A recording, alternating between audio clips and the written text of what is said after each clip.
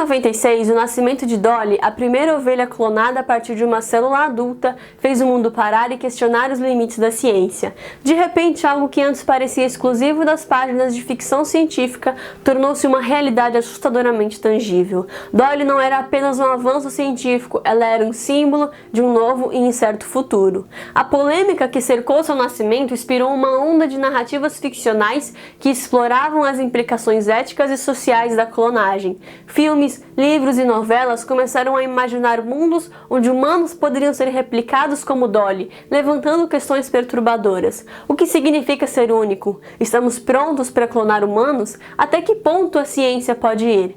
Neste vídeo você vai entender como funciona a clonagem, por que Dolly, a ovelha que não foi o primeiro animal a ser clonado, chamou tanta atenção, quais são os benefícios científicos que a clonagem trouxe e quais as principais desvantagens desse procedimento. Se você quer descobrir tudo isso, é só vir comigo. Primeiramente, é válido dizer que clones não são uma criação exclusiva humana, eles já existem na natureza. Organismos unicelulares, como bactérias, produzem cópias exatas delas mesmas em um processo chamado de reprodução assexuada.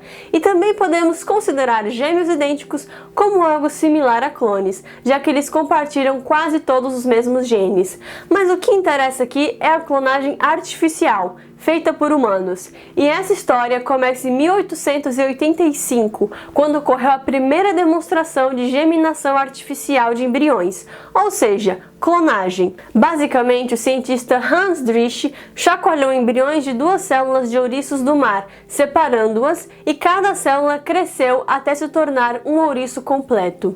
Mas antes de entrar nos detalhes da história, vamos entender como funciona a clonagem? Para isso, temos que voltar ao momento em que todos os seres vivos eram apenas embriões, amontoados de células-tronco. E são somente as células-tronco que têm a capacidade de se diferenciar em todos os diferentes tipos de células que temos no nosso corpo e formar órgãos, ossos ou cabelos. A clonagem moderna funciona de duas formas. Se o fazendeiro possui uma vaca que produz muito leite e quer criar clones dela para garantir boas vacas, ele escolherá um bom boi para realizar a inseminação artificial. E quando o embrião se desenvolver e formar várias células-tronco embrionárias, os blastômeros, ele será removido do útero da vaca e dividido em vários embriões iguais. Esses embriões serão colocados dentro do útero de outras vacas para que elas apenas gestem os embriões. Os bezerros que nascerem serão clones um do outro. Todavia, não serão clones da vaca produtora de leite, porque na verdade são filhos dela com o boi e carregam a carga genética do pai também. Então, como esse é um processo de reprodução sexuada, há a mistura de genes e a possibilidade de os bezerros resultantes não terem todas as características desejadas pelo fazendeiro. Já no outro processo de clonagem, o de uma célula adulta, é possível resolver esse problema e é esse o caso da ovelha Dolly. Nesse processo, um óvulo não fertilizado é retirado da fêmea 1 e seu núcleo é removido. Da fêmea 2 é removido o núcleo de qualquer célula do corpo dela, como o da pele, por exemplo. E esse núcleo é colocado no óvulo anucleado da primeira fêmea. Choques elétricos estimulam essa nova célula para que ela se divida, formando um embrião.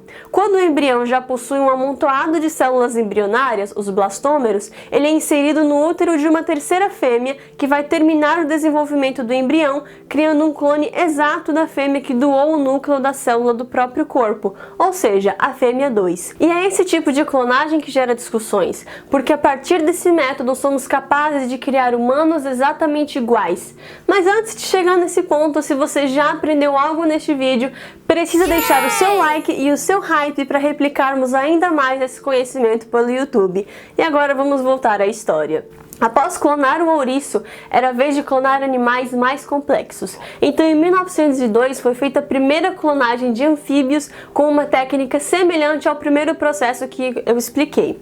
O cientista Hans Spemann pegou 2 blastômeros de um embrião de salamandra e os separou usando um fio de cabelo bem fininho. E cada célula se desenvolveu formando uma salamandra adulta. Mais tarde, em 1928, este mesmo cientista descobriu que ao núcleo da célula embrionária embrionária que direciona o crescimento do animal, e só em 1952 é que se obteve sucesso com a primeira transferência nuclear em um sapo. Os cientistas Robert Briggs e Thomas King transferiram o núcleo de um embrião de girino para um ovo de sapo do qual havia se removido o núcleo, criando um clone do embrião de girino. Os vários experimentos que eles fizeram foram importantes para mostrar duas coisas: que a clonagem usando a transferência nuclear é uma técnica viável e que as células embrionárias no início do desenvolvimento são melhores do que células em estágios mais avançados. Alguns anos depois, John Gurdon, em 1958, transplantou uma célula intestinal de um girino para um ovo de sapo sem núcleo e assim gerou pela primeira vez girinos geneticamente idênticos. Esse experimento mostrou que células somáticas de um animal totalmente desenvolvido poderiam ser usadas para clonagem. Células somáticas são basicamente todas as células do nosso corpo, com exceção das células reprodutivas, e elas não sofrem diferenciação como as células-tronco. Por isso que esse experimento foi tão importante, porque sugeriu que mesmo células somáticas retêm todo o nosso material genético, e assim é possível gerar clones de indivíduos completamente desenvolvidos. Os estudos avançaram e o objetivo agora era aplicar as descobertas em mamíferos. Em 84, Stim Willardson separou uma célula de um embrião de cordeiro e com choques elétricos a fundiu em um óvulo anucleado, e o processo deu certo. Como já existia fertilização in vitro, alguns dias depois, Willardson colocou os embriões de cordeiro no útero de uma ovelha receptora, e o resultado disso foram 3 cordeirinhos vivos, provando que é possível clonar um mamífero via transferência nuclear. Já em 96, Ian Wilmot e Keith Campbell criaram cordeiros a partir do núcleo de células cultivadas em laboratório. Esse experimento, além de mostrar que era possível utilizar células cultivadas para clonagem, mostrou que pode ser possível usar essas células modificadas para criar animais transgênicos, como vacas que podem produzir insulina no leite para diabéticos. Nesse mesmo ano, por esses mesmos cientistas, nasceu a ovelha Dolly. E o que ela tinha de tão especial que a fez virar uma celebridade na época? Dolly não foi o primeiro animal a ser clonado e muito menos foi o primeiro mamífero a ser clonado. O que faz Dolly ser um marco na história da clonagem é o fato de ela ser um clone de uma ovelha adulta e quais são as implicações desse procedimento. Apesar de eu ter explicado o passo a passo do processo e parecer simples, ele é muito difícil. Enquanto as células embrionárias estão prontas para ativar qualquer gene e desenvolver o indivíduo, as células adultas somáticas possuem todas as informações genéticas, porém é como se elas tivessem desligado os genes que não precisam. Uma célula da pele nunca vai exercer a função de uma célula do fígado, mesmo tendo toda a informação genética para isso. Então, quando o núcleo de uma célula adulta é usado para clonagem, suas informações genéticas precisam ser redefinidas para um estado embrionário e frequentemente esse processo não funciona e o embrião não se desenvolve. Para produzir Dolly foram 277 tentativas e só uma deu certo, e você aí desistindo na terceira. Isso foi um marco tão importante no mundo da clonagem que levou Dolly para os holofotes do mundo todo e abriu espaço para polêmica. Agora também podemos clonar humanos. Era um admirável mundo novo se concretizando na frente dos nossos olhos. Mas não bastava ter clonado uma ovelha, é claro. Era preciso clonar um animal ainda mais parecido com a gente, um macaco, e foi isso que aconteceu. No ano seguinte, com o nascimento de Net e Dito, mostrando que os nossos parentes mais próximos também podem ser clonados. Nos anos seguintes, várias outras espécies de mamíferos foram clonadas e também foram produzidos alguns animais transgênicos. Já nos anos 2000, um dos objetivos relacionados à clonagem era a clonagem terapêutica, que cria células-tronco específicas de um indivíduo que podem ser usadas para tratar ou estudar doenças. Nesse processo de clonagem, o núcleo de uma célula somática é removido e adicionado a um óvulo doado. O óvulo é estimulado a começar a se dividir e se desenvolver até um certo ponto. A partir disso, as células-tronco começam a ser cultivadas e podem ser utilizadas para diversos fins. Em 2004, o cientista sul-coreano falsamente afirmou que havia criado células-tronco humanas. E depois disso, só em 2013 é que outro artigo, rodeado também por algumas desconfianças, afirmou ter conseguido conseguido produzir células-tronco. Até hoje, por várias questões que vamos discutir a seguir, não há ninguém intencionalmente tentando clonar humanos, pelo menos não que a gente saiba. E aí vem o questionamento: se não vamos clonar humanos, para que investir tanto dinheiro apenas para multiplicar sapos, ratos, vacas e ovelhas, sendo que todos esses animais podem ser comprados por um preço muito menor? É que as razões de continuarmos estudando a clonagem vão muito além de simplesmente produzir animais idênticos.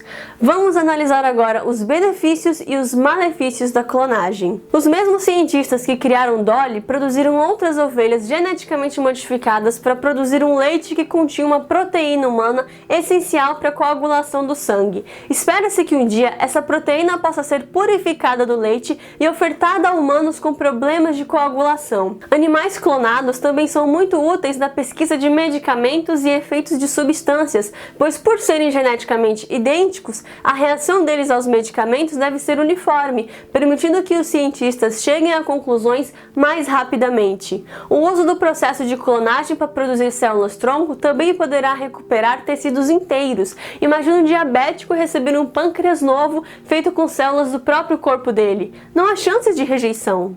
Clones também podem ser utilizados na pecuária para gerar cópias de animais com boas características e também para criar animais geneticamente modificados. Animais em risco de extinção podem ser clonados com o objetivo de aumentar a população da espécie, e animais já extintos podem ser trazidos de volta à vida com a clonagem. E isso foi feito em 2009. Usando cabras como doadoras de óvulos e barrigas de aluguel, um grupo de pesquisadores trouxe de volta da extinção o Ibex dos Pirineus, que viveu por apenas alguns segundos até morrer devido a um defeito congênito no pulmão. E se você não conseguiu superar a partida do seu amigo de 4 patas, existem alguns lugares especializados em clonar animais de estimação. Mas como tudo na vida, a clonagem também possui desvantagens. No geral, o processo de clonagem é caro e necessita de muitas tentativas até formar um embrião capaz de se desenvolver. Só para Dolly nascer foram 277 óvulos, dos quais apenas 29 embriões foram formados e implantados no útero de 13 ovelhas, e só apenas uma ovelha ficou grávida da Dolly. Além disso, muitas vezes a clonagem não é perfeita, trazendo alguns efeitos negativos à saúde dos animais clonados, com defeitos em órgãos vitais, como o fígado e o coração.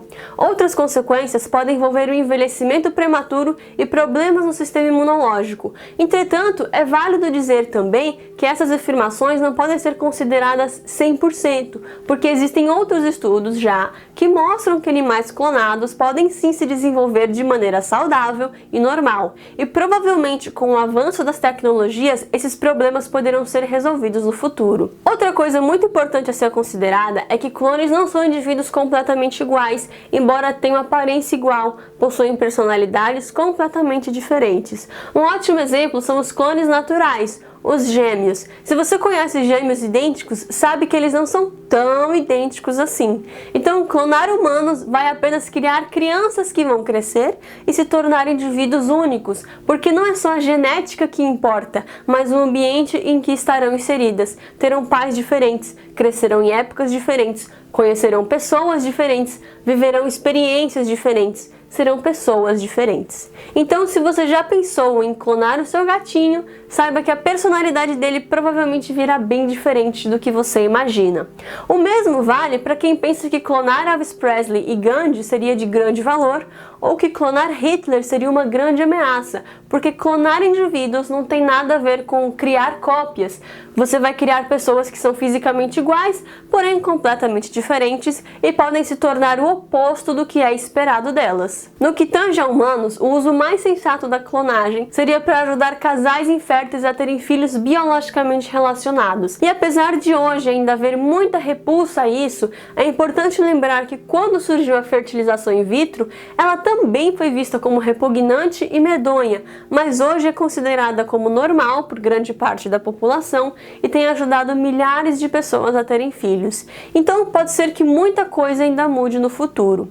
Hoje ainda existem muitas outras questões sociais e religiosas envolvidas, e em vários países, por mais que a pesquisa de células-tronco seja permitida sob condições específicas, a clonagem é proibida, sendo considerada até crime contra a espécie humana.